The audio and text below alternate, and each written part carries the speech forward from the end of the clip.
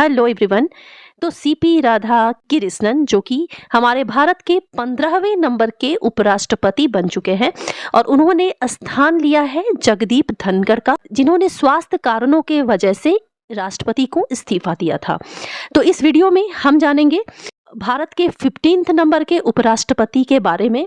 इसके साथ में उपराष्ट्रपति से संबंधित जितने भी स्टैटिक पॉइंट्स हैं उसे भी देखेंगे, जिसमें निर्वाचन, प्रमुख अनुच्छेद, योग्यता, निर्वाचन मंडल, शपथ, शक्ति और कार्य और वेतन, इन सब से संबंधित सारे क्वेश्चंस इसमें शामिल हैं। तो ये टॉपिक आपके लिए बहुत ही ज़्यादा इम्पोर्टेंट है। अपकमिंग जितने भी एग्जाम्स हैं उसमें इस टॉपिक से 1 या 2 सवाल तो निश्चित रूप से पूछा ही जाएगा।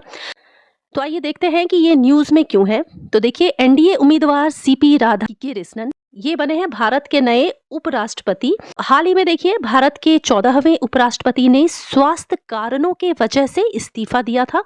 9 सितंबर को होने वाला है उपराष्ट्रपति का चुनाव, जो कि हो चुका है, जिसके लिए देखिए 2 उम्मीदवार खड़े हुए थे। एक तो है बी सुदर्शन रेड्डी जो कि थे इंडिया पार्टी से, और दूसरे हैं सीपी राधा कृष्णन जो कि एनडीए पार्टी से हैं, जो कि बीजेपी के नेतृत्व वाली एक पार्टी है। देखिए, उपराष्ट्रपति जो होता है वो देश का दूसरा सर्वोच्च संवैधानिक पद होता है, यानी कि देश का दूसरा नागरिक कौन होता है, तो उपराष्ट्रपति। पहले होते हैं भारत के राष्ट्रपति। इसके साथ में देखिए, उपराष्ट्रपति का जो पद होता है ये अमेरिका के उपराष्ट्रपति के तर्ज पर लिया गया है। ये देश का दूसरा सर्वोच्च पद होता है। आधिकारिक तौर पर उपराष्ट्रपति का पद राष्ट्रपति के बाद आता है। इसके बाद देखिए, ये जो पेज है ये बहुत ही ज़्यादा इम्पोर्टेंट है। तो इसके जितने भी अनुच्छेद हैं इसे आप पूरा अच्छे से देखकर जरूर जाएं एग्जाम में। देखिए, उपराष्ट्रपति से संबंधित जो अनुच्छेद है वो संविधान के भाग 5 में इसका उल्लेख है। उपराष्ट्रपति से संबंधित जो प्रमुख अनुच्छेद है वो अनुच्छेद 63 से लेकर 69 तक है। अनुच्छेद 63 क्या बोलता है कि भारत में एक उपराष्ट्रपति होगा। इस चीज का उल्लेख अनुच्छेद 63 में है। अनुच्छेद 64 में है उपराष्ट्रपति राज्यसभा का पदेन सभापति होता है, यानी उपराष्ट्रपति को जो वेतन प्राप्त होता है वो राज्यसभा के पदेन सभापति के रूप में प्राप्त होता है, ना कि उपराष्ट्रपति के रूप में प्राप्त होता है। अनुच्छेद 65 क्या कहता है कि उपराष्ट्रपति राष्ट्रपति के अनुपस्थिति में उनके कार्यों का निर्वहन करता है, यानी किसी भी कारण से अगर राष्ट्रपति मौजूद नहीं है तो उपराष्ट्रपति उनके स्थान पर उनके कार्यों का निर्वहन करता है। अनुच्छेद 66 कहता है कि उपराष्ट्रपति के पोस्ट के लिए क्या योग्यताएं होनी चाहिए। अनुच्छेद 67 में उपराष्ट्रपति का कार्यकाल है। 68 में है कि उनका जो पद है वो शीघ्र भरा जाए, यानी कि मैक्सिमम 6 मंथ के अंदर उनका जो पद है वो भर दिया जाना चाहिए।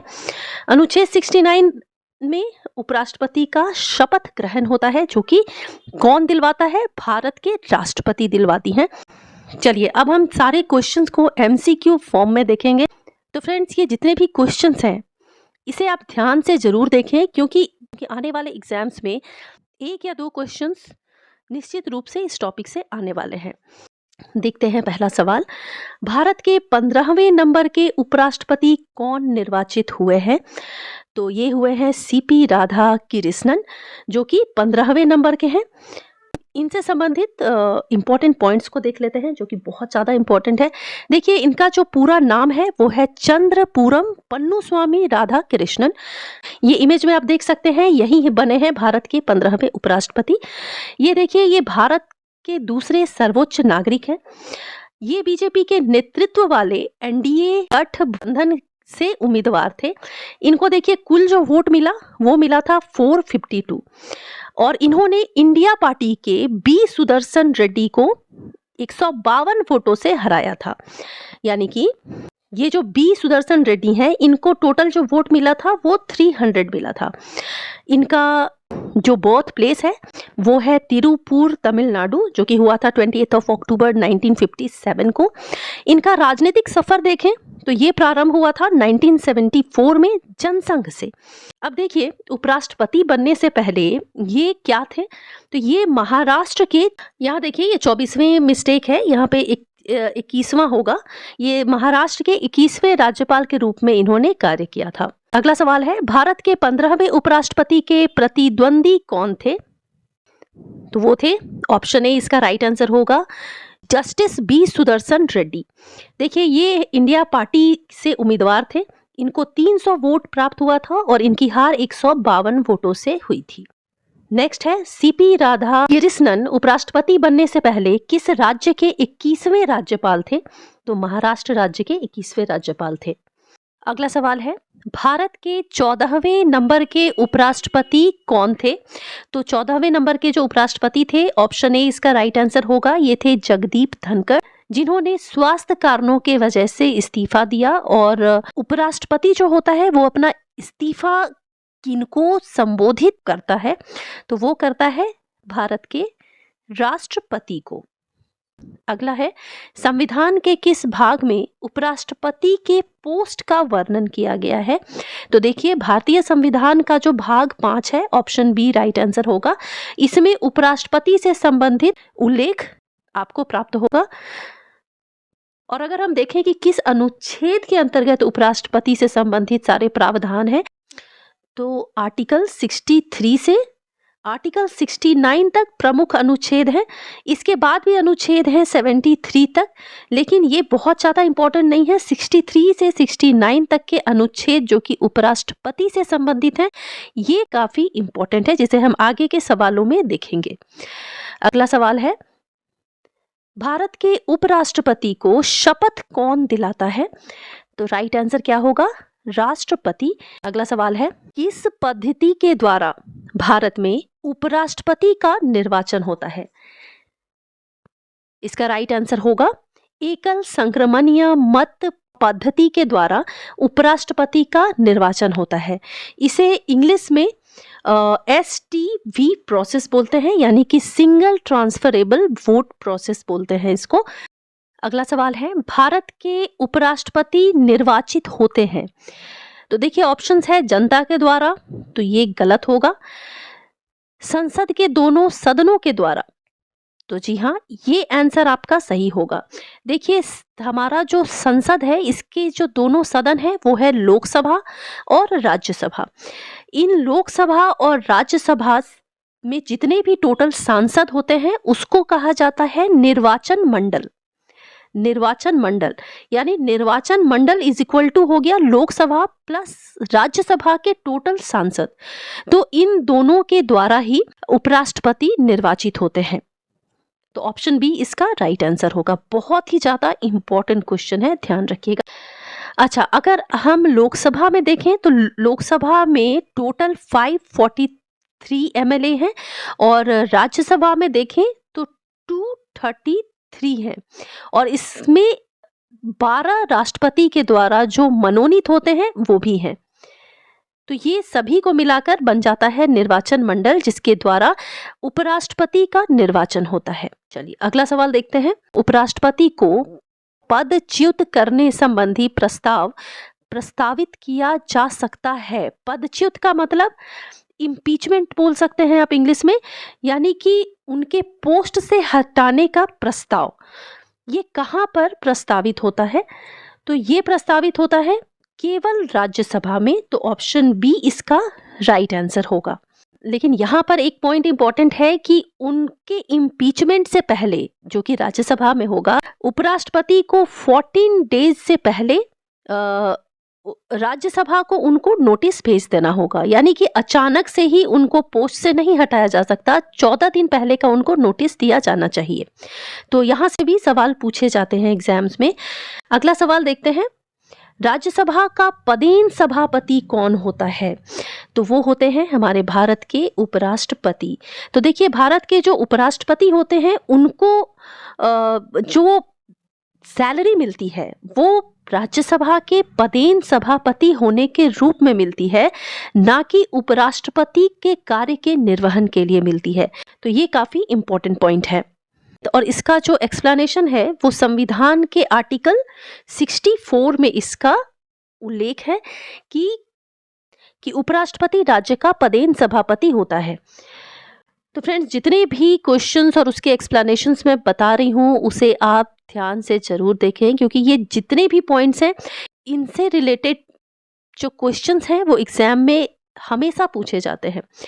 अगला सवाल देखते हैं जो कि बहुत ज़्यादा इम्पोर्टेंट है। निम्न में से किस एक की अध्यक्षता ऐसे व्यक्ति के द्वारा की जाती है जो उसका सदस्य नहीं होता? तो इसका राइट आंसर होगा ऑप्शन बी, राज्यसभा। तो यहाँ देखिए, हमारे भारत के जो उपराष्ट्रपति होते हैं, जो कि राज्यसभा के पदेन सभापति भी होते हैं। यहाँ पर एक चीज ध्यान रखें कि ये जो सभापति होते हैं ये ना लोकसभा के सदस्य होते हैं ना ही राज्यसभा के, ये दोनों में से किसी के भी सदस्य नहीं होते हैं। तो ये काफी इंपॉर्टेंट क्वेश्चन है। देखते हैं अगला सवाल। भारत के पहले उपराष्ट्रपति कौन थे? तो ये थे डॉक्टर सर्वपल्ली राधाकृष्णन। ये भारत के पहले उपराष्ट्रपति थे और ये जो थे पहले होने के साथ साथ दूसरे उपराष्ट्रपति भी थे, यानी कि इनका कार्यकाल लगातार 2 बार था। पहला जो कार्यकाल था वो 1952 से लेकर 1957 तक था। दूसरा के बारे में हम अगले सवाल में देखेंगे। अगला सवाल है, भारत रत्न से सम्मानित होने वाले एकमात्र उपराष्ट्रपति कौन है? तो वो और कोई नहीं, ऑप्शन ए इसका राइट आंसर होगा डॉक्टर सर्वपल्ली राधाकृष्णन। देखिए, ये एकमात्र ऐसे उपराष्ट्रपति हैं जिनको भारत का सर्वोच्च नागरिक सम्मान मिला है, जो कि है भारत रत्न। अगला सवाल है, उपराष्ट्रपति को अपने कार्यकाल से पहले उनके पद से हटाने का अधिकार किसे है? ऑप्शंस देखिए, संसद, राज्यसभा, सुप्रीम कोर्ट या फिर राष्ट्रपति। तो ये अधिकार है संसद को, यानी कि पार्लियामेंट जो कि बना हुआ है एलएस से, लोकसभा से और राज्यसभा से। तो इन दोनों के द्वारा ही उनको पद से हटाया जा सकता है। अगला सवाल है, उपराष्ट्रपति के निर्वाचन के लिए अधिकतम उम्र सीमा कितनी है? तो इसका राइट आंसर होगा ऑप्शन डी, कोई सीमा नहीं है, यानी कि कितने भी एज तक उपराष्ट्रपति का निर्वाचन किया जा सकता है। मिनिमम एज जरूर शामिल है इसमें, जो कि कितना है वो हम अगले सवाल में देखेंगे। नेक्स्ट सवाल है, उपराष्ट्रपति अपने वोट का प्रयोग किस वक्त करता है? बहुत ही ज्यादा इंपॉर्टेंट क्वेश्चन है। देखिए, उपराष्ट्रपति का जो वोट होता है वो बहुत कीमती होता है उस सिचुएशन में जब वोटिंग होती है वो सेम हो जाती है। तो ऑप्शन ए इसका राइट आंसर होगा, यानी कि जब मत बराबर हो जाता है लोकसभा का और राज्यसभा का, तो उस सिचुएशन में जो वोट देने का अधिकार होता है वो उपराष्ट्रपति का होता है। तो इस पॉइंट ऑफ व्यू से इनका जो पद है वो काफी महत्वपूर्ण हो जाता है। अगला सवाल है, उपराष्ट्रपति का चुनाव निर्वाचन मंडल द्वारा होता है। वर्तमान में निर्वाचन मंडल में कुल कितने सांसद हैं? मोस्ट इंपॉर्टेंट क्वेश्चन है और यहां से सवाल आने के बहुत ही ज्यादा चांसेस हैं। अब देखिए, मैंने पिछले क्वेश्चन में बताया था निर्वाचन मंडल के बारे में। देखिए, निर्वाचन मंडल, इसमें टोटल कितने मेंबर्स हैं? 543 हैं। और ये हैं लोकसभा में। राज्यसभा में कितने हैं? तो 233 हैं, जिसमें 12 राष्ट्रपति के द्वारा मनोनीत हैं। अगर हम इन सब को जोड़ दें तो टोटल कितने सांसद हो रहे हैं? 782 सांसद। तो इस सवाल का जवाब देने के लिए आपको डीप नॉलेज होना बहुत ज़रूरी है। आप तुक्का मार के कभी भी इस सवाल का जवाब नहीं दे सकते जब तक आपको ये मालूम ना हो कि लोकसभा में कितने सांसद हैं, राज्यसभा में कितने सांसद हैं और कितने मनोनीत हैं। तो इसीलिए आप जो भी सवाल पढ़ रहे हैं उसे काफ़ी ध्यान से पढ़ें। अगला सवाल है, उपराष्ट्रपति अपना त्यागपत्र किसे संबोधित करता है? तो उपराष्ट्रपति अपना त्यागपत्र संबोधित करता है भारत के राष्ट्रपति को। भारत के राष्ट्रपति कौन है? द्रौपदी मुर्मू है वर्तमान में, जिन्हें इन्होंने अपना त्यागपत्र दिया था। 20वां सवाल है, उपराष्ट्रपति के निर्वाचन में कितने प्रस्तावक और कितने अनुमोदक होते हैं? बहुत ही ज्यादा इंपॉर्टेंट क्वेश्चन है। तो इसका जो राइट आंसर होगा ये होगा ऑप्शन ए, 20 प्रस्तावक और 20 अनुमोदक होना चाहिए। अब यहाँ पर चलिए हम कुछ बेसिक पॉइंट्स को समझते हैं। देखिए, उपराष्ट्रपति का जब नॉमिनेशन होता है तो उस नॉमिनेशन के दौरान उनके पास 20 प्रस्तावक और 20 अनुमोदक होना चाहिए। लेकिन यही सेम चीज अगर राष्ट्रपति के निर्वाचन की बात हो तो राष्ट्रपति में 50 अनुमोदक और 50 प्रस्तावक होना चाहिए, और उपराष्ट्रपति में कितना होना चाहिए, तो 20-20 होना चाहिए। और ये दोनों प्रस्तावक और अनुमोदक जो हैं ये कहाँ से होने चाहिए, तो ये होंगे निर्वाचन मंडल से। निर्वाचन मंडल जो कि बना होता है किससे, लोकसभा से और राज्यसभा से। चलिए अगला सवाल देखते हैं। नामांकन के समय उपराष्ट्रपति के उम्मीदवार को जमानत के तौर पर कितनी राशि जमा करनी होती है। तो जब भी नॉमिनेशन होता है तो उस समय उपराष्ट्रपति को कुछ पर्टिकुलर अमाउंट देना पड़ता है जो कि है 15,000। तो ऑप्शन बी इसका राइट आंसर होगा। अगला सवाल है, उपराष्ट्रपति का कार्यकाल कितने वर्ष का होता है। तो उनका कार्यकाल 5 वर्ष का होता है। Option A is the right answer. और इनका जो कार्यकाल है ये 5 वर्ष का होगा। ये किस अनुच्छेद में बताया गया है, तो ये आर्टिकल 67 में इसका उल्लेख है। तो ये भी इंपॉर्टेंट है। मोस्ट इंपॉर्टेंट सवाल है, भारत के 14वें उपराष्ट्रपति जो कि थे जगदीप धनकर, इनका चुनाव क्षेत्र कौन सा है। तो देखिए, जब एग्जामिनर आपसे बहुत डीप में जाके पूछता है तो कहीं ना कहीं वो बहुत ज़्यादा बैकग्राउंड में जाके सवाल पूछता है जहां आपको वो फंसा सके। लेकिन आप यहां से देख कर जाइए तो देखिए, भारत के 14वें राष्ट्रपति, इनका जो चुनाव क्षेत्र था वो राजस्थान था। Very important question. अगला सवाल है, भारत का दूसरा सर्वोच्च नागरिक कौन होता है। तो वो होते हैं उपराष्ट्रपति। Option B is the right answer. और पहला सर्वोच्च नागरिक कौन होता है, तो राष्ट्रपति होता है। अगला सवाल है, संविधान के किस अनुच्छेद के अंतर्गत उपराष्ट्रपति अपना इस्तीफा राष्ट्रपति को सौंपता है। इसका जो राइट आंसर होगा ये होगा ऑप्शन डी, अनुच्छेद 67 के अंतर्गत भारत का जो उपराष्ट्रपति है अपना इस्तीफा राष्ट्रपति को सौंपता है। यहाँ देखिए, अनुच्छेद 67 का क के अंतर्गत, इसे ध्यान रखिएगा। अगला सवाल है, उपराष्ट्रपति के निर्वाचन के लिए न्यूनतम उम्र सीमा कितनी होती है। तो देखिए, इसका जो राइट आंसर होगा ये होगा 35 इयर्स। तो मिनिमम जो एज होना चाहिए उपराष्ट्रपति के निर्वाचन में वो मिनिमम 35 इयर्स होना चाहिए। जहाँ तक बात करें हम मैक्सिमम एज की, तो उसकी कोई भी लिमिट नहीं है। इस वीडियो का अगला और जो लास्ट सवाल है वो है, उपराष्ट्रपति को प्रति माह कितना वेतन प्राप्त होता है। इसका राइट आंसर होगा ऑप्शन सी, 4 लाख।